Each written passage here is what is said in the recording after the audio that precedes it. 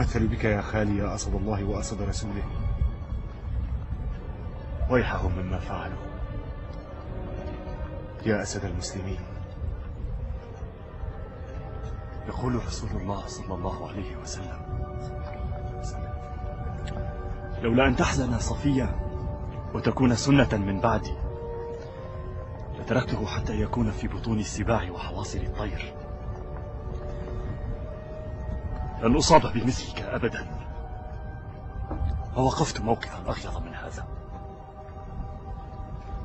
يا ابن العوام،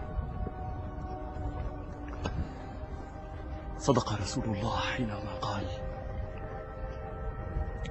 أخبرني جبريل بأن حمزة بن عبد المطلب مكتوب في السماوات السبع. حمزة أسد الله وأسد رسوله. أعوذ بالله من الشيطان الرجيم. وإن عاقبتم فعاقبوا بمثل ما عوقبتم به ولئن صبرتم لهو خير للصابرين. واصبر وما صبرك إلا بالله ولا تحزن عليهم ولا تك في ضيق مما يمكرون. يقول رسول الله: أنا شهيد على هؤلاء أنه ما من جريح يجرح في سبيل الله إلا ويبعثه يوم القيامة يدمى جرحه، اللون لون دم والريح ريح مسك. انظروا أكثرهم جمعا للقرآن فاجعلوه إمام أصحابه في القبر. أعوذ بالله من الشيطان الرجيم. ولا تحسبن الذين قتلوا في سبيل الله أمواتا بل أحياء عند ربهم يرزقون.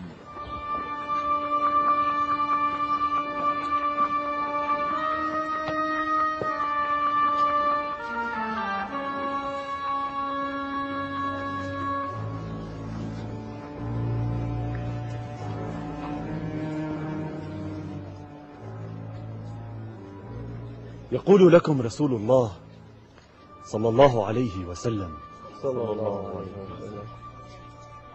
لقد جاء هذا الرهط من عضل والقارة وقالوا: يا رسول الله، إن فينا إسلاما، فابعث معنا نفرا من أصحابك يفقهوننا في الدين ويقرؤوننا القرآن ويعلموننا شرائع الإسلام، وقد اختاركم لهذا رسول الله، فجدوا فيه بما يرضي الله ورسوله. وأميركم مرثد الغنوي حليف حمزة بن عبد المطلب، أسد الله وأسد رسوله، شهيد أحد.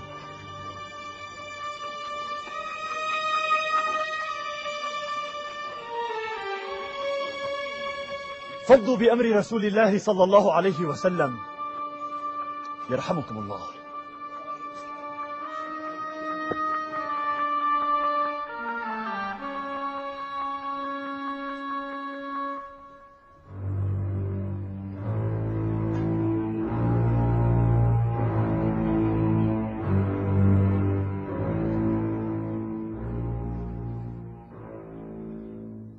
يا جعفر، ما أراك دعوتني إلا لأمر قد حدث، وأرى الحزن في وجهك وعينيك. صدقت يا خالد، والله لقد حدث أمر جلل، فحسبنا الله ونعم الوكيل. كل أمر يهون إلا أن يكون قد حدث مكروها لرسول الله صلى الله عليه وسلم. رسول الله بخير الحمد لله. ولكن تجلت يا أخي، لقد جرد المشركون جيشا رمرما لغزو مدينة رسول الله صلى الله عليه وسلم. صلى الله عليه وسلم. صلى الله عليه وسلم. فخرج لهم المسلمون، ثم ارتد المنافق عبد الله بن أبي بن سلول بثلث المسلمين. تعارك الفريقان وظهر إخوتك عليهم، فترك الرماة التل، فجاءتهم خيل المشركين من خلفهم ودارت الدائرة عليهم. لا حول ولا قوة إلا بالله. وقد استشهد مجموعة من خيرة أصحاب رسول الله صلى الله عليه وسلم، منهم من؟ قل لي يا جعفر، وجفت قلوبنا والله.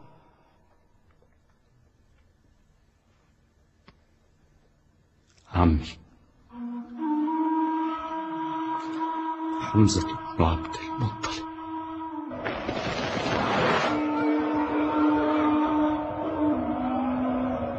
و70 من خيرة أصحاب رسول الله صلى الله عليه وسلم والمسلمين. إنا لله وإنا إليه لراجعون. الصلاة يا خالد، فإني سمعت رسول الله صلى الله عليه وسلم يقول: أول ما يحاسب به العبد من أعماله يوم القيامة صلاته، فإن صلحت فقد أفلح وأنجح، وإن فسدت فقد خاب وخسر.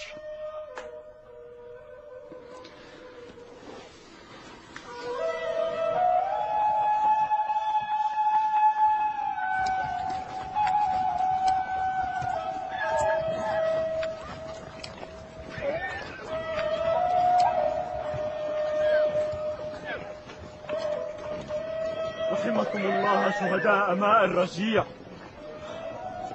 ويا ويحكم ما أقبح خيانتكم. رحمكم الله شهداء ماء الرجيع، ويا ويحكم ما أقبح خيانتكم. يا رهط عضل والقارة. وحينما وصلوا إلى ماء الرجيع يا رسول الله صلى الله عليه وسلم، غدر بهم أعداء الله، فقتلوا عاصم بن ثابت وخالد بن بكير ومرتد بن أبي مرتد، وأسر خبيب وعبد الله وزيد بن دثنة. ولما كانوا بالظهران فر عبد الله بن طارق فقتلهم يا رسول الله، قتلهم حتى استشهد. ثم أخذوا خبيب وزيد معهم.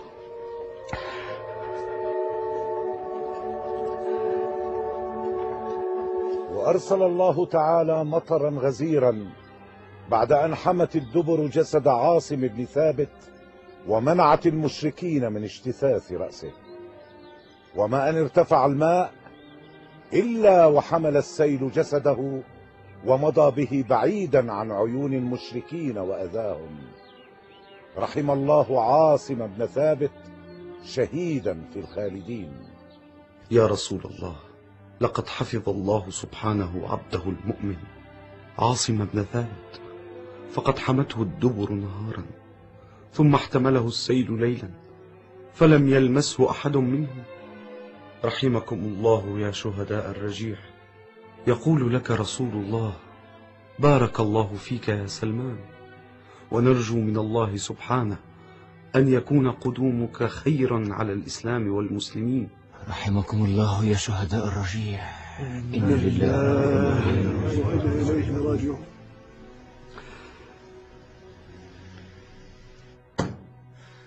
يا ويح قلبي، يا ويح قلبي على هؤلاء الرجال المفتونين الذين هلكوا على ماء الرجيع. لهم قعدوا في أهلهم ولهم أدوا رسالة صاحبهم. إلى متى أيها الرجال؟ إلى متى نقتل هكذا؟ بعضنا يموت في معركة خاسرة، والبعض الآخر يموت في سفارة ما أدت غرضا ولا مقصدا. يا سلافة، لقد جاءوك بما كنت تنتظرين، جاءوك بعاصم بن ثابت. لا والله يا أخي ناس، ما جاءها ما تنتظره.